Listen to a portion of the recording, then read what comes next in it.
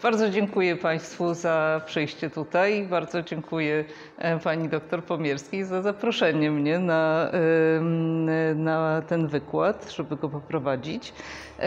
Opowiem Państwu o pewnym aspekcie badań, które prowadziłam już jakiś czas temu, bo to było w latach 2012-2014. Prowadziłam wtedy badania dotyczące aktywizmu językowego czy zaangażowania w ochronę i działania na rzecz języków mniejszościowych. Te badania prowadziłam w 4 miejscach w Europie. Oprócz Kaszub to była też Bretania we Francji, Walia i Łużyce, a raczej Łużyce Górne w Niemczech. Te badania były dosyć złożone.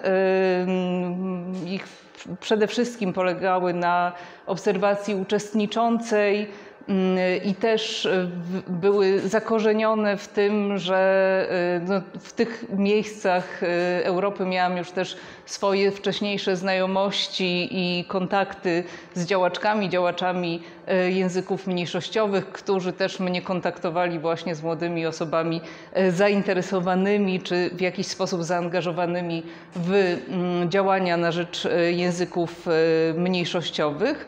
Starałam się też uczestniczyć w różnego rodzaju dyskusjach, które się toczyły i które były toczone właśnie przez młodych ludzi, ale przede wszystkim to, co mnie interesowało, to była obserwacja codziennych praktyk językowych i kulturowych. Natomiast analiza, której dokonywałam, była oparta na pogłębionych, anonimowych wywiadach właśnie z młodymi ludźmi, młodymi w wieku 16-25 lat. Zależało mi na tym, żeby to były osoby, które jeszcze niekoniecznie związały swoje życie zawodowe z działaniem na rzecz języków, a więc które od takich młodych osób, które dopiero zaczynają się interesować kwestiami związanymi z ochroną czy działaniem na rzecz języków, albo się uczą tego języka i znajdują w nim jakieś swoje własne miejsce, aż po osoby, które już zaczynają działać świadomie i czasami nawet również zarobkowo na tym polu właśnie języków mniejszościowych. Na Kaszubach przeprowadziłam wówczas 24 takie wywiady. No i po tym, jak je przeprowadziłam, nastąpiła faza analizy tego materiału. Tak jak mówiłam, ponieważ najbardziej mnie interesowały te praktyki językowe i kulturowe, one były jakby podstawą mojego zainteresowania, ale analiza dotyczyła przede wszystkim narracji, które pozyskałam właśnie w ramach tych wywiadów. I prowadziłam analizę dyskursu zorientowaną na treść. To nie była taka klasyczna, krytyczna analiza dyskursu. To, co istotne, to nie traktowałam słów moich rozmówców jako takiej obiektywnej prawdy o rzeczywistości, tylko właśnie jako ich odczucia, pewnego rodzaju kreację rzeczywistości, ich opinie, co oczywiście nie oznacza, że te opinie, które słyszałam, nie mają czy nie miały wartości poznawczej dla mnie. Odbiór otaczającego świata przez właśnie moich rozmówców, przez tych młodych ludzi, czy sposób, w jaki oni formułowali swoje wypowiedzi, na co kładli akcenty, jak też jakiego typu deklaracje padały w trakcie tych rozmów. Bardzo wiele mówiły o tym, jak oni odbierają problemy mniejszości i też swoją rolę właśnie w działaniu na rzecz rewitalizacji języka. To, na czym dzisiaj się skoncentruję, to są ideologie językowe, które odzwierciedlają się właśnie w narracjach młodych ludzi. Z jednej strony odzwierciedlają się one w opisywanych przez moich rozmówców różnego rodzaju zachowaniach językowych czy praktykach językowych, tudzież ich właśnie odbiorze komentarzy, które oni słyszeli do swoich praktyk językowych, ale też same ideologie językowe wybrzmiewają w opiniach tych moich rozmówców. I oczywiście warto najpierw wprowadzić w to, czym w ogóle ideologie językowe są i jak ten termin rozumiem. Ten termin funkcjonuje już od jakichś dobrych 30 lat, jeżeli nie więcej nawet, i w socjolingwistyce, i w innych również naukach, które się zajmują językiem, a zwłaszcza właśnie dyskursem. To są podzielane społecznie przeświadczenia, odczucia albo różnego rodzaju założenia, takie z góry naddane, dotyczące języka, które opierają się na tłumaczeniu sobie różnic w obrębie tych języków i ich miejsca w społeczeństwie. Przy czym ważne jest to, że ocena danego języka w dużej mierze wynika z bardzo często niezwerbalizowanego, traktowanego jako oczywiste założenia odnoszącego się na przykład do statusu danego języka, jego formy czy jego użytkowników. Na przykład takie stwierdzenia, że po kaszubsku po prostu nie da się wszystkiego powiedzieć, tak? Albo kaszubski to jest zepsuty polski. Ideologie językowe też przypisują wartość użytkownikom jakiejś konkretnej formy języka. I tutaj chciałam dać dwa przykłady, które też bardzo dobrze pokazują funkcjonowanie ideologii w języku kaszubskim. To są też jakby cytaty albo trochę powiedzmy uproszczone cytaty z moich wywiadów. Ta osoba mówi po kaszubsku poprawnie, na pewno nauczyła się tego języka w szkole. To jest jeden ze sposobów określania tego, czym poprawność językowa, jak jest odbierana. Ale z drugiej strony w moich wywiadach pojawiały się takie określenia. Ta osoba mówi po kaszubsku jakoś dziwnie, nikt by tak po kaszubsku nie powiedział. Pewnie uczyła się kaszubskiego w szkole. Czyli to mamy jakby dwie teoretycznie przeciwstawne ideologie językowe, które świetnie razem funkcjonują, tak? Absolutnie się nie wykluczają i funkcjonują w jednej wspólnocie językowej. Ja jeszcze do tego wrócę, jak będę Państwu pokazywać konkretne wypowiedzi i jak te ideologie językowe funkcjonują. To, co jest też istotne, to to, że ideologie językowe są przekazywane w obrębie danej grupy. One trwają długo, tak?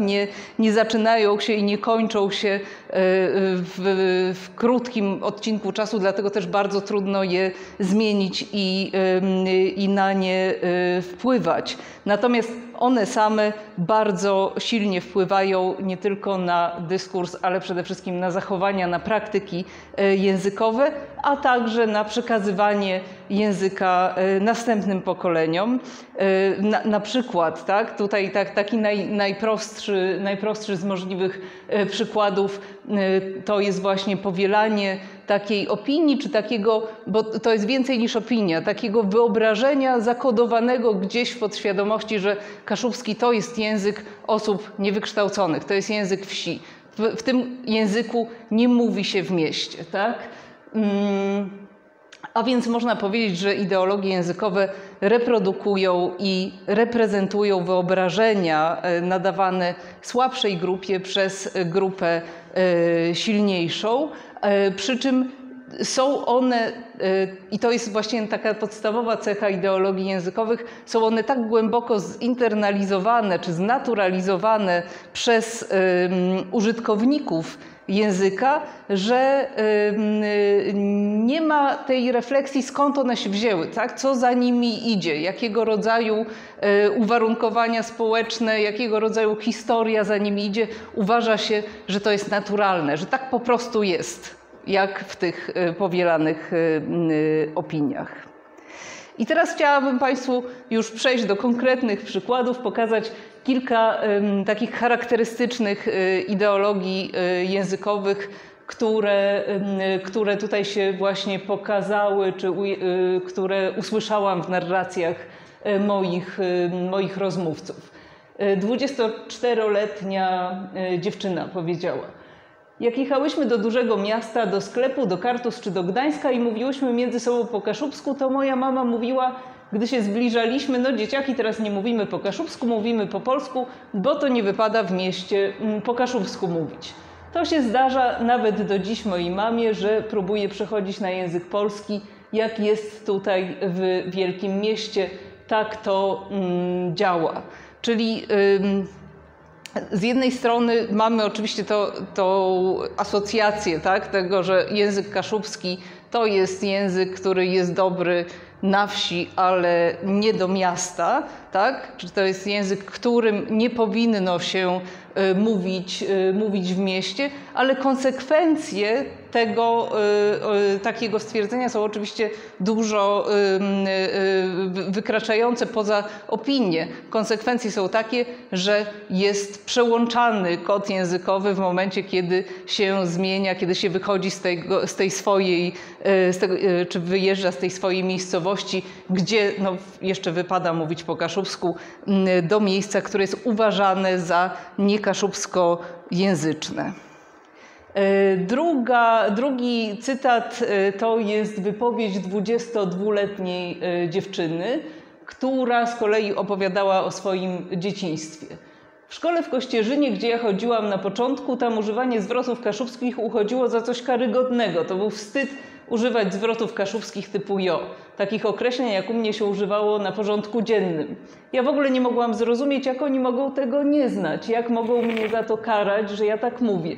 I sporo też miałam przez to, może nie nieprzyjemności, ale czułam się po prostu kimś gorszym, że mówiąc w ten sposób jakby odbieram sobie szansę na bycie kimś lepszym. I na tej zasadzie to się tam odbywało. Także starałam się raczej przystosować do tego wszystkiego, niż wykraczać poza te ramki. Czyli tutaj mamy to przeświadczenie, że używanie kaszubskiego nie tylko nie daje możliwości rozwoju, ale wręcz je ogranicza, czy wyklucza osoby używające kaszubskiego z takiego świata, w którym można dostać lepszą pracę, czy w którym się jest szanowanym przez innych ludzi, lubianym przez innych ludzi i ma się taki krąg, powiedzmy, znajomych, czy osób, na których nam zależy, blisko siebie. I jakie są konsekwencje? No tutaj, zwłaszcza w przypadku dzieci, te konsekwencje, ale nie tylko dzieci oczywiście, konsekwencje są takie, że nie tylko kaszubski jest nieużywany, ale też, że jest bardzo silnie zakorzenione poczucie, że mówienie po kaszubsku wyrzuca nas na margines, tak? To znaczy, że to jest coś wstydliwego, coś, co należy ukryć. I jeszcze jedna wypowiedź 17-letniego chłopaka, który powiedział tak: ojciec chętnie przyznaje się do tego, że ma tu swoje korzenie, ale ta mowa mu za bardzo nie odpowiada, po prostu mu się źle kojarzy. Mówi, że jak kiedyś dojeżdżał do pracy, to były już czasy komuny i raczej się starano uczyć w szkołach po polsku i ludzie też mówili po polsku. Ale ojciec, jak dojeżdżał do pracy autobusem, mówił, że zawsze te pijaczki w autobusie z tyłu grały w te karty i mówili po kaszubsku i to go troszkę irytowało. Oczywiście mamy to podstawowe skojarzenie, że kaszubski to jest właśnie ten język, którym mówią ludzie prości, niewykształceni, ale też więcej ten obraz przywiązuje używanie języka kaszubskiego do osób, które no nie tylko przeszkadzają w tym, prawda, wspólnej jeździe autobusem, ale też reprezentują takie cechy społecznie nieakceptowane, jak na przykład właśnie spożywanie alkoholu w miejscach publicznych. To, co jest tutaj bardzo ważne z punktu widzenia ideologii językowych, to jest to przywiązanie tworzonego narracyjnie obrazu właśnie takich ludzi prostych czy nawet prostackich z używaniem konkretnego języka. I to też jest obraz, który się utrwala i który przekłada się na praktyki językowe. I teraz chciałabym jeszcze dodać jedną ideologię językową, która jest z trochę innego porządku, która z kolei przedstawia taką pozytywną stronę uznania języka kaszubskiego jako języka regionalnego Polski. To jest wypowiedź 22-letniego chłopaka. Ten język jest dla nas ważny. My się szczycimy tym, że jest to jedyny na razie język regionalny w Polsce. To nam daje dużo korzyści, ale też sprawia, że czujemy z tego większą dumę, bo gwara to nie jest to. Ale język regionalny to jest już coś ważniejszego, z czego możemy być dumni i to może też nas inspirować do dalszego działania. I tutaj oczywiście to jest taki bezpośredni związek między uznaniem języka, czy nadaniem mu oficjalnie statusu, który też zmienia jego obraz w oczach użytkowników, który w jakiś sposób niweluje te negatywne skojarzenia, które ma się związane z gwarą jako takim niedorobionym językiem, czymś gorszym niż język, który jest takim pełnym systemem, w którym można się porozumiewać na co dzień, ale też przekłada się na różnego rodzaju działania, które młodych ludzi otaczają. To znaczy na to, że kaszubski może być czy nauczany w szkole, czy ma miejsce w mediach i to też ma wpływ na jakieś kształtowanie obrazu tego języka. Ten wykład dotyczy generalnie rewitalizacji języka i związku rewitalizacji z ideologiami językowymi, więc chciałabym jeszcze bardzo krótko wprowadzić do tego, czym w ogóle rewitalizacja języka jest. To są różnego rodzaju strategie i działania, które mają na celu bądź przywrócenie zagrożonemu językowi funkcji i różnych dziedzin ich użycia w społeczności czy społeczeństwie, która się nim posługuje, czyli mamy do czynienia z sytuacją, w której język stracił pewne swoje funkcje bądź stracił użytkowników, którzy w tym języku mówią i te działania mają na celu wzmocnienie tej grupy, ale rewitalizacja zakłada też poszerzenie zakresu różnego rodzaju domen, w których językiem można się posługiwać, albo stworzenie nowych użytkowników tego języka. Na przykład, jeżeli kaszubski nie funkcjonował w pewnych sferach życia albo funkcjonował w ograniczonym zakresie, wówczas rewitalizacja ma na celu w takim swoim pełnym wymiarze doprowadzenie do sytuacji, że język poddawany tym zabiegom zacznie funkcjonować w tym samym zakresie, co język dominujący. Tak? To znaczy, że to jest dążenie, oczywiście to jest bardzo, bardzo długi proces, dążenie do tego, żeby nie było takiej sytuacji w życiu, w której możemy sobie powiedzieć: szkoda, że nie mogę tutaj użyć kaszubskiego. Tak? Gdyby była taka możliwość, to bym mogła to zrobić, ale ponieważ tego nie ma, używam języka polskiego albo innego języka dominującego. Natomiast jeżeli chodzi o tworzenie nowych użytkowników, to jeszcze do tego dojdę, ale chodzi o to, żeby poszerzać grono tych osób, które po kaszubsku mówią, też o te osoby, które języka nie nauczyły się w domu, ale jakby dostają ten język, czy uczą się go w systemie edukacji albo w inny sposób. Oczywiście najczęściej stosowanym czy stosowaną strategią rewitalizacji w przypadku mniejszości językowych Europy, bo tutaj to będzie różnie wyglądało w zależności od tego, gdzie mamy ten język mniejszościowy i na pewno inaczej wygląda rewitalizacja, jeżeli na przykład, nie wiem, pojedziemy do Meksyku i będziemy rewitalizować język niewielkich plemion indyjskich, a inaczej ludów Europy, dlatego tutaj w tym wykładzie ograniczam się do Europy, a takim przykładem są Kaszuby, więc tą najczęściej stosowaną strategią jest oczywiście edukacja, ale tych aspektów rewitalizacji jest wiele i one też muszą ze sobą współgrać, tak? Na przykład wizualna obecność, czy też pewnego rodzaju manifestacyjne, przynajmniej na początku, używanie języka w różnych domenach, również w życiu publicznym, dlatego że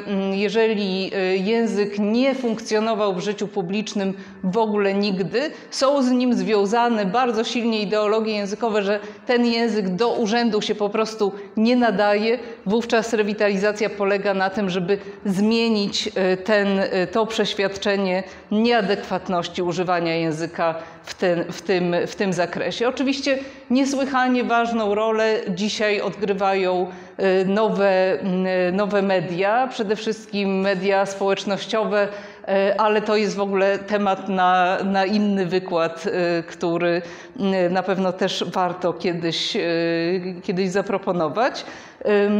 Uważa się, że takim ostatecznym sukcesem rewitalizacji językowej jest przywrócenie transmisji językowej między pokoleniami. To znaczy, żeby osoby, które mówią po kaszubsku bądź nauczyły się mówić po kaszubsku i używają tego języka, przekazały go następnym pokoleniom. Natomiast gdybyśmy wyszli z założenia, że dążymy do przywrócenia transmisji języka kaszubskiego czy innych języków mniejszościowych, prawdopodobnie bardzo daleko byśmy nie poszli z tą rewitalizacją. We współczesnym świecie trzeba założyć, że tych form transmisji języka, przekazu języka musi być wiele i nie powinno się ich wykluczać z takiego naszego spektrum, co można zrobić, żeby język dalej trwał. Język trwa, jeżeli są ludzie, którzy się nimi posługują, niezależnie od tego, czy to są dzieci z rodzicami, czy przyjaciele między sobą. Dlaczego w przypadku rewitalizacji języka ideologie językowe odgrywają tak bardzo ważną rolę? Przede wszystkim to już też badania, które dotyczyły ideologii językowych i ich roli w rewitalizacji języka, w którymś momencie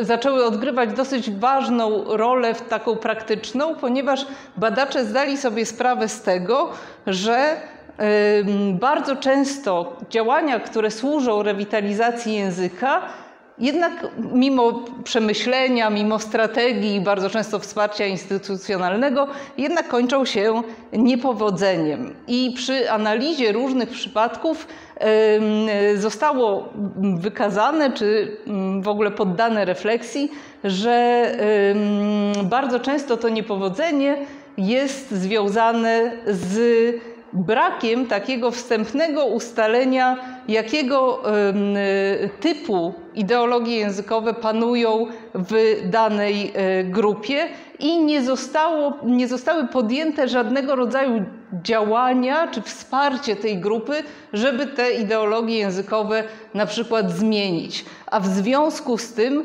bardzo często osoby, które były jakby podmiotem tej rewitalizacji, tak? Które miały się włączać w działania na rzecz języków, które miały chcieć tych języków używać, po prostu się nie włączały nawet w te działania, dlatego że te ich przeświadczenia dotyczące języków były na tyle silne, że zaproponowanie na przykład edukacji w języku mniejszościowym okazywało się zbyt daleko posuniętym krokiem, tak? Nie było tego procesu oswajania na przykład z tym, że że właśnie ten język się do szkoły nadaje, tak? Że można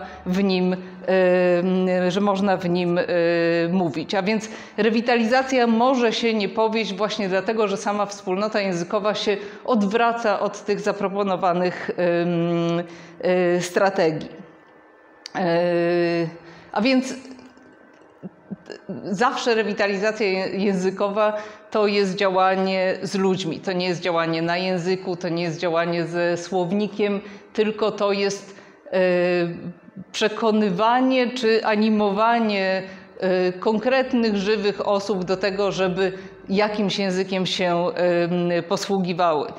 A więc to, w jaki sposób te osoby postrzegają ten język, postrzegają jego funkcjonalność, postrzegają ewentualność mówienia w tym języku, jest tutaj kluczowe. Z tą kwestią oczywiście wiążą się różnego rodzaju użytkowniczki języków mniejszościowych. Przyjęło się uważać, że są takie dwa główne typy. To znaczy są natywni użytkownicy języków mniejszościowych, tak zwani native speakerzy, oraz ci nowomówcy, ci new speakerzy, tak? Znaczy to jest termin anglojęzyczny. Nowomówcy już jakoś tam, powiedzmy, wchodzi mi mentalnie do repertuaru, chociaż najpierw też miałam z tym z używaniem tego słowa duży problem. Ale jeżeli przyjrzymy się tym kategoriom, tym native speakerom i new speakerom, okaże się, że już same one są bardzo płynne. Dlaczego? Po pierwsze dlatego, że została osłabiona transmisja międzypokoleniowa, jeżeli chodzi o używanie na przykład języka kaszubskiego, ale też bardzo wielu innych języków mniejszościowych, że wiele osób nie tylko nie nauczyło się tego języka w domu, ale że mając ten język w domu, nie stali się aktywnymi mówcami czy mówczyniami. Tak? Dlatego, że nastąpiła asymilacja językowa i bardzo często nie ma tej świadomości, nie wiem, albo przynależności do grupy, albo świadomości tego, że używanie języka danego jest z tą tożsamością związane. Dlatego, że też rozbiły się czy osłabiły się więzi wspólnotowe i że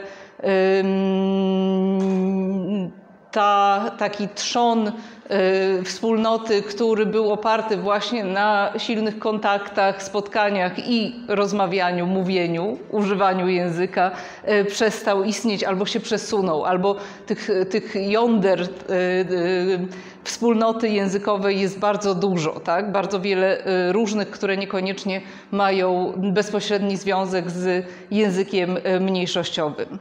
To wszystko sprawiło, że wybór języka mniejszościowego, nawet przez osoby, które tego języka nauczyły się w domu, w przekazie domowym, jest właściwie zawsze pewnego rodzaju wyborem tożsamościowym, bo zawsze język mniejszościowy, język kaszubski, zawsze jest w opozycji, czy może nie w opozycji, zawsze jest obok języka polskiego. Nigdy nie ma właściwie takiej sytuacji, żeby tego wyboru językowego nie trzeba było podejmować. Więc właściwie każde używanie języka mniejszościowego jest już jakimś wyborem mniejszościowym, wyborem tożsamościowym. Bardzo często, czy w ogóle funkcjonuje taki mit native speakerów jako tych osób, które mówią w języku perfekcyjnie, tak? Które to są właśnie te osoby, które używają tego poprawnego, tego właściwego języka. Ale jak przyglądałam się praktykom językowym młodych osób, z którymi rozmawiałam, okazało się, że ta sytuacja jest bardzo skomplikowana i też w ogóle używanie języka mniejszościowego w codziennym życiu zależy od bardzo wielu czynników. Na przykład od tego, czy oboje rodziców zna ten język, czy tylko jedno z nich, czy jest on używany w codziennym życiu czy rodzice na przykład mówią po kaszubsku tylko między sobą, albo w ogóle to są dziadkowie, którzy mówią między sobą, czy ten język funkcjonuje też w formie pisanej, czy wyłącznie w formie mówionej, czy dana osoba, czy w danym domu używa się mediów w języku mniejszościowym.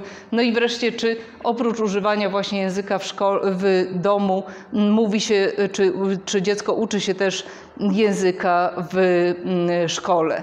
I teraz właśnie bardzo charakterystyczne, nie tylko dla Kaszub, ale tutaj naprawdę w większości wywiadów, które prowadziłam, taka sytuacja się zdarzała.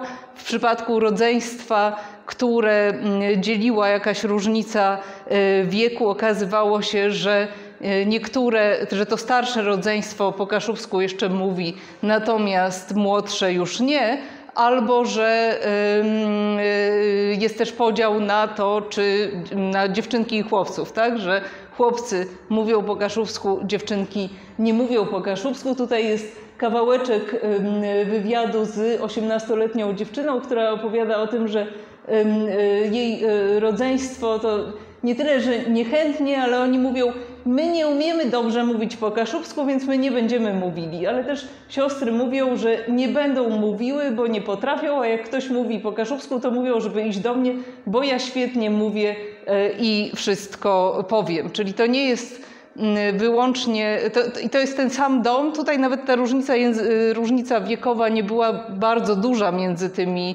między tymi siostrami, ale jest to przekonanie właśnie, że ta najstarsza siostra zna kaszubski, niech ona mówi po kaszubsku, a te młodsze mają opór językowy, mimo że jakby można powiedzieć, że praktyki językowe w ich domu były podobne. Albo wypowiedź chłopaka w wieku 20 lat. Ojciec i jego brat, mój wujek i babcia mówią do mnie cały czas po kaszubsku. Całe życie tak mówili. Ja ich rozumiałem bezbłędnie. Natomiast odpowiadałem im zawsze tylko po polsku, bo tak rozmawiałem z pozostałą częścią rodziny, wszystkimi kolegami w szkole itd., itd. Ja dopiero dzisiaj, gdy wracam do rodzinnej wsi, w rodzinne strony, idę na piwo z kumplami z podstawówki, to się okazuje, że oni wszyscy potrafią mówić po kaszubsku, tak? Czyli nie tylko mamy tutaj do czynienia z pytaniem, czy bierna znajomość języka kaszubskiego wystarcza, żeby o kimś powiedzieć, że jest native speakerem. To jest to pytanie odnoszące się do native speakerów, ale też jeżeli chodzi o praktyki językowe i to poczucie pokazuje, że ten świat szkolny, świat pozadomowy był całkowicie oddzielony, był polskojęzyczny, tak? Był oddzielony od takiego życia, które z kaszubskim się wiązało i potrzeba jakiejś zmiany, jakiegoś powrotu, żeby ten kaszubski mógł stać się taką normą czy językiem używanym, co wcale nie znaczy, że używany był, mimo że okazuje się, prawda, że wszystkie osoby ten język znają, ale to jest kolejna rzecz też trochę z innego porządku, innego wykładu, że bardzo trudno, czy najtrudniej jest zmienić praktyki językowe z osobami, z którymi zaczęło się mówić w jakimś języku. Bardzo trudno jest i trzeba naprawdę dużego samozaparcia, żeby zacząć z osobą, z którą się rozmawiało po polsku, mówić po kaszubsku. Tym bardziej, że dla wszystkich to jest ten język, który ten status właśnie ma w wyobrażeniu niższy. Z tak zwanymi native speakerami są połączone bardzo silnie ideologie językowe, które, tak jak mówiłam na początku, mogą być przeciwstawne. Pierwsze bardzo silne wyobrażenie to jest połączenie native speakerów z tą wspólnotą tradycyjną, a jednocześnie ze wspólnotą autentyczną czy posługującą się tym prawdziwym językiem kaszubskim. To znaczy jest to skojarzenie, że native speaker nie tylko mówi po kaszubsku najlepiej, ale też, że tylko native speaker może mówić naprawdę dobrze w jakimś języku. Bardzo często łączy się to z takim przeświadczeniem, że to native speakerzy są tymi panami, właścicielami języka, co może być trudne dla osób, które uczą się języka i chcą komunikować się z innymi, ale w przypadku języków mniejszościowych, a zwłaszcza tych języków, które mają bardzo duży kompleks taki historyczny, społeczny, czyli tą niższą pozycję w hierarchii językowej, ta ideologia jest odwrócona. To znaczy właśnie uważa się, czy są te osoby, które poznają język i uczą się go w szkole, są uważane za te, które mówią poprawnym językiem, w przeciwieństwie do tych, które tym językiem posługują się na co dzień, ale na przykład nie znają pisma, czy nigdy nie używały języka w tej wersji pisanej. I to jest właśnie przykład taki, o którym mi powiedziała moja rozmówczyni, 24-letnia, która pracowała w kaszubskich mediach i powiedziała, i oni ze mną rozmawiali po kaszubsku, sąsiedzi. Ja słyszałam, że oni mówią po kaszubsku, ale nagle jak ja przyjechałam któregoś dnia z mikrofonem do swojej rodzinnej wioski, to tylko kilka osób chce ze mną w tym języku rozmawiać, bo reszta się wstydzi. Bo przecież my kaleczymy, my mówimy nie tak, my mówimy inaczej, a przecież mówią wspaniale w tym języku. I to jest jedna z tych ideologii, które mają bardzo, bardzo silny wpływ na rewitalizację i zachowanie języków. To znaczy nie tyle przekonanie właśnie o tym, kto mówi dobrze, a kto nie mówi, ale też o tym, że jedna grupa z drugą właściwie tym językiem nie powinna się posługiwać, bo jeden język jest lepszy, a drugi gorszy. Te ideologie mogą być z dwóch stron, tak? Jedni mogą mówić, bo ci new speakerzy, którzy przyjechali, czy którzy się nauczyli języka, to mówią inaczej, mówią jakimś dziwnym językiem, mówią takim językiem, w którym my nie mówimy, a z kolei osoby wychowane w tym języku mówią, no tak, ale my właściwie to trochę tak kaszubimy, to jest taki trochę kaszubski spolszczony, a może polski skaszubiony, to się nie nadaje i ta komunikacja między nami nie jest możliwa. Trochę się tworzy wtedy takie funkcjonowanie dwóch światów. Świata tych osób, które się nauczyły poza domem i tych, które się nauczyły w domu, i to przeświadczenie, że nie da się między sobą posługiwać tym językiem. To przeświadczenie, które nie może być inaczej zmienione niż poprzez właśnie kontakty między tymi osobami. I teraz jeszcze jedna właśnie taki cytat bardzo charakterystyczny również dla Kaszubskiego i tej ideologii. Dziewczyna 18 lat. To znaczy ogólnie rodzice dużo z nami po kaszubsku nie rozmawiali, tylko tak między sobą. I właśnie jak zaczęłam się uczyć kaszubskiego w szkole, kiedyś przychodzę do domu i mówię, chciałabym pisać maturę po kaszubsku. I wtedy zaczęliśmy rozmawiać po kaszubsku. Tylko mama powiedziała do mnie w pewnym momencie tak, że ja mówię innym kaszubskim niż ona. Ja mówię, że coś jest tak, że nas w szkole uczą takiego literackiego kaszubskiego, takiego bardzo ładnego, a tam w domu jest troszkę inny. I mama powiedziała, że to nie ma sensu, żeby razem rozmawiać po kaszubsku, i przestały rozmawiać po kaszubsku. Mama uznała, że jej kaszubski zaszkodzi jej córce w tym, żeby napisała dobrze maturę z kaszubskiego, bo przecież ona używa innych określeń albo ten jej język brzmi inaczej. To jest też bardzo charakterystyczne oddzielanie właśnie dwóch światów i przez to tworzenie czy umacnianie tego przekonania, że kaszubski nie jest językiem komunikacji, tylko jest językiem szkoły, jest językiem komunikacji między dosyć zamkniętymi wspólnotami językowymi, ludźmi mieszkającymi gdzieś na wsi, natomiast między jednym a drugim językiem nie ma porozumienia. I teraz z kolei od drugiej strony, od strony tak zwanych new speakerów, czy nowomówców. To jest termin, który oczywiście jest stary jak świat, to znaczy zawsze była taka sytuacja, jak kiedykolwiek następował kontakt językowy, czy kontakt dwóch grup i ludzi mówiących różnymi językami, potrzeba było, żeby jedni i drudzy nauczyli się swojego języka, żeby móc się komunikować. Natomiast ten termin został bardzo silnie, nie powiem zawłaszczony, bo to nie o to chodzi, jest bardzo silnie związany właśnie z procesem rewitalizacji języków, zwłaszcza czy dlatego, że patrząc na przykład na sytuację językową w Europie, my widzimy niezależnie od tego, w które miejsce pojedziemy, że to przerwanie transmisji międzypokoleniowej było silniejsze bądź słabsze, a więc żeby młode pokolenie nauczyło się tych języków, potrzebuje czegoś więcej niż znajomości języków z domu, potrzebuje po prostu się ich uczyć w edukacji formalnej lub nieformalnej, również edukacji pozaszkolnej i to dotyczy także osób dorosłych, nie tylko dzieci.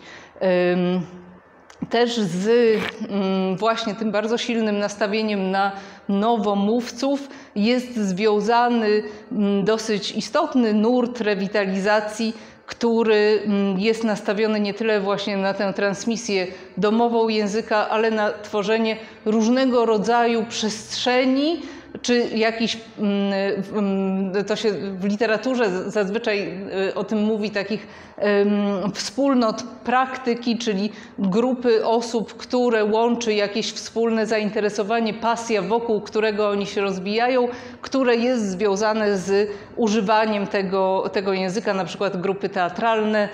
To jest bardzo, bardzo tutaj dobry przykład. A więc, żeby jakąś definicję tych nowomówców podać, to są osoby, które się nie nauczyły języka przez tą konwencjonalną transmisję rodzinną, domową, ale które podejmują też wysiłek, żeby w tym języku mówić bez względu na poziom kompetencji językowych, o tym trochę więcej powiem, i też które zaczynają uczestniczyć w życiu wspólnoty językowej albo się z nią identyfikują. I bardzo często do tej definicji jest dodawany jeszcze taki czwarty element, to znaczy są to osoby, które w jakiś sposób zmagają się z uznaniem ich za tych adekwatnych, tych prawdziwych użytkowników, czy w ogóle może nie prawdziwych, to nie jest dobre słowo, za takich użytkowników języków mniejszościowych, którzy mają prawo się nimi posługiwać. Oczywiście stawanie się nowomówcą to jest bardzo skomplikowany proces, który znacznie wykracza poza edukację szkolną. Nie ma właściwie, tak jak patrzę nawet na moje wywiady walijskie, a język walijski jest najsilniejszym językiem, takich osób, które by się uczyły walijskiego i by zostały nowomówcami bez jakiegoś dodatkowej motywacji. Na przykład takiej, że potrzeba im było tego języka w pracy, albo takiej, że w tym języku odnalazły jakiś bardzo ważny aspekt swojej tożsamości, albo takiej, że ten język zaspokajał jakieś ich potrzeby, jakieś ich zainteresowania, poprzez który się zaprzyjaźniali z innymi osobami. Są całe badania oparte na tak zwanych biografiach językowych, które właśnie pokazują też, jakie jest dochodzenie do tego, żeby w danym języku nie tylko go poznać, nie tylko poznać gramatykę, słownictwo i tak dalej, ale również chcieć tego języka używać. A więc stawanie się nowomówcą to jest skomplikowany proces społeczny, w którym ważne są nie tylko kompetencje, ale też uznanie jakiejś społeczności. I niezależnie od tego, czy tą społecznością będzie otoczenie w pracy, grupa towarzyska czy wspólnota językowa tak zwana tradycyjna, która tę osobę przyjmie. I jeszcze jedno, to co jest bardzo ważne i co każdy z nas miał w swojej drodze jakby do uczenia się jakiegokolwiek języka, to jest zaczęcie mówienia w danym języku. To znaczy ten moment, w którym osoba poznająca reguły gramatyczne się przestawia albo próbuje, żeby w tym języku aktywnie mówić. To wcale nie jest oczywiste, to oczywiście w dużej mierze zależy od indywidualnych predyspozycji danej osoby. Jeżeli ktoś jest nieśmiały, będzie jej czy jemu trudniej. Jeżeli jest otwarty i ma głowę taką otwartą do języków, jest takiej osobie łatwiej, ale jeżeli chodzi o języki mniejszościowe, w których te przestrzenie, w których ten język może być używany, są bardzo ograniczone, to jest właściwie kwestia kluczowa. To znaczy, jeżeli nie trafimy do przestrzeni, czy taka osoba nie trafi do przestrzeni, w której ten język funkcjonuje, wówczas z uczącego się języka nie stanie się najprawdopodobniej nowomówcą, a w każdym razie będzie to proces dużo trudniejszy. I znowu mamy takie charakterystyczne ideologie językowe, które do nowomówców się odnoszą, właśnie takiego uprawomocnienia danej osoby, czy uznania tej osoby jako użytkownika języka, jedną z nas, tak? Albo ta osoba to jest kaszubskojęzyczna. To jest kwestia autentyczności języka, to znaczy, czy jest ten język, w którym nowomówca czy nowomówczyni mówi, uznany za prawdziwy, za taki, w jakim można się posługiwać. Oczywiście kwestia autentyczności zależy od perspektywy, tak? Inaczej będzie postrzegana przez środowisko na przykład nowomówców, którzy tym językiem posługują się na co dzień, a inaczej przez wspólnotę językową tak zwaną tradycyjną. I to, o czym już mówiłam, czyli kwestia własności języka.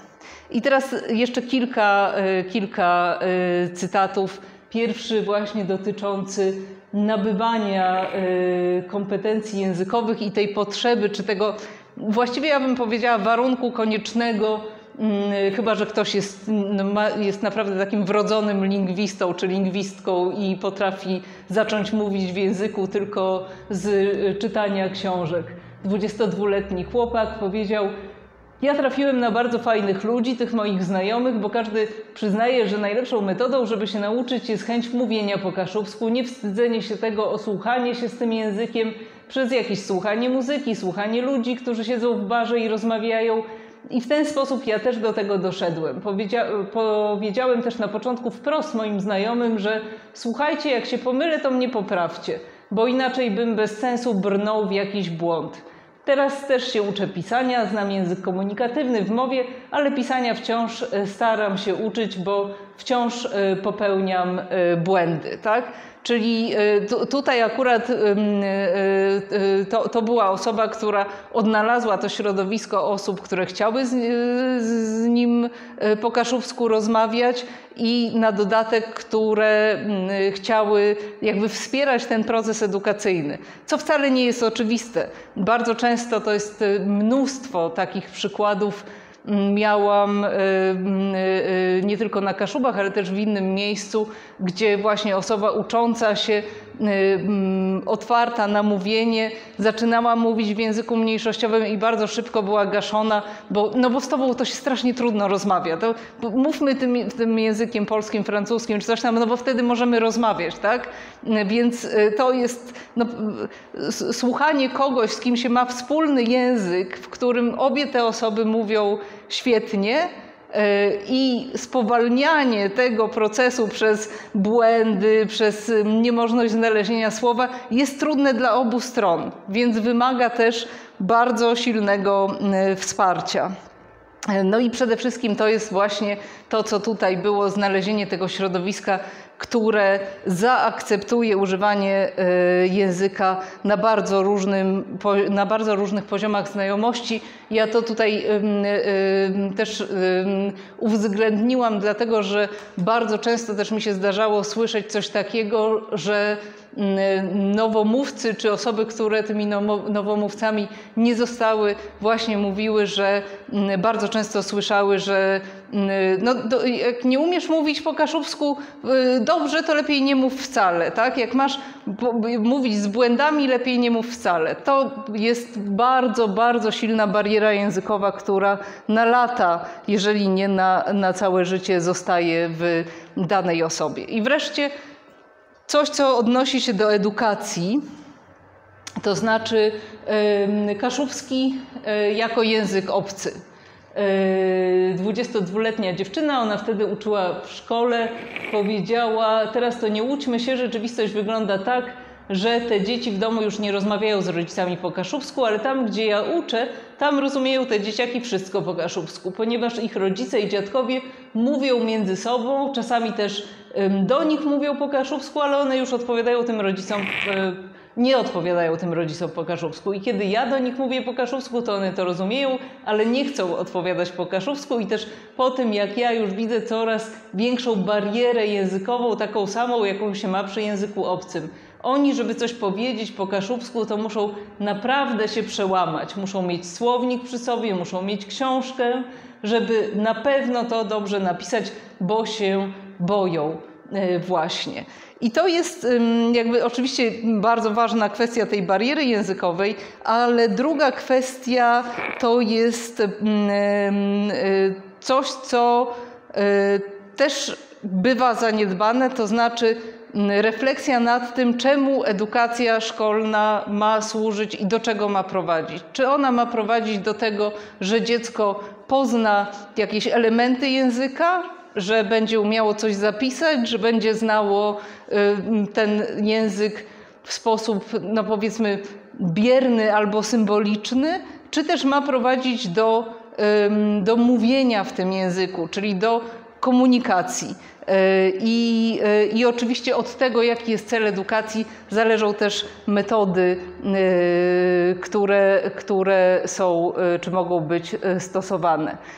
Teraz widzę, że się strasznie rozgadałam, za dużo dygresji mówię, ale tutaj jest też odwrócona ta ideologia, o której już mówiłam, to znaczy ta właśnie, która dzieli nowomówców i osoby mówiące w danym języku, kto jest prawdziwym użytkownikiem tego języka, a kto właściwie mówi inaczej, tak? Mówi w sposób jakiś bardziej sztuczny. To jest przykład też dziewczyny 21-letniej, która właśnie swój język określa jako taki kaszubski, wyuczony, literacki i która rozmawiając ze swoją ciocią, która jest użytkowniczką języka kaszubskiego, ma problem z rozumieniem niektórych rzeczy, dlatego że, jak ona sama określa, ona już tak specyficznie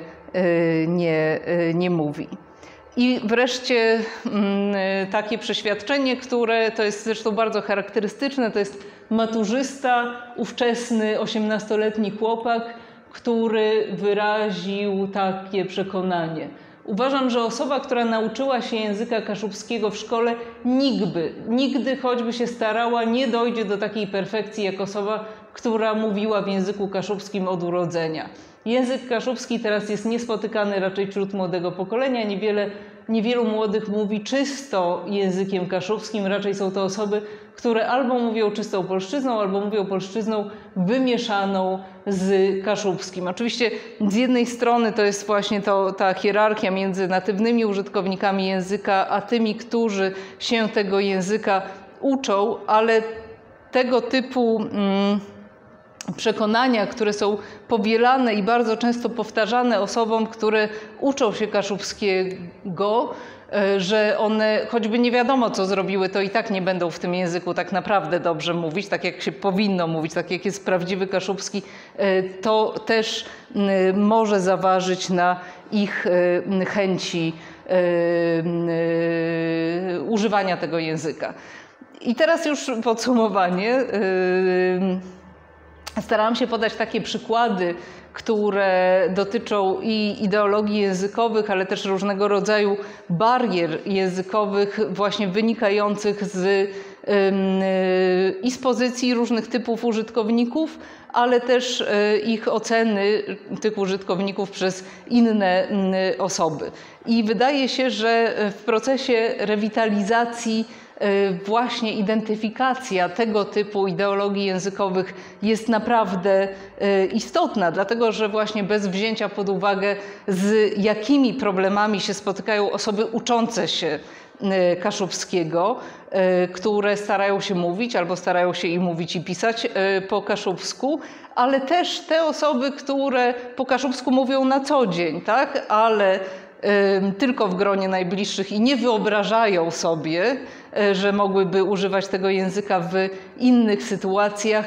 Właściwie można powiedzieć, że nie jest możliwe stworzenie takiego kompleksowego programu rewitalizacji języka, którego celem byłoby przywrócenie kaszubskiemu takiej funkcji komunikacyjnej, czyli zrównanie języka kaszubskiego z językiem polskim w przestrzeni językowej, przynajmniej Kaszub.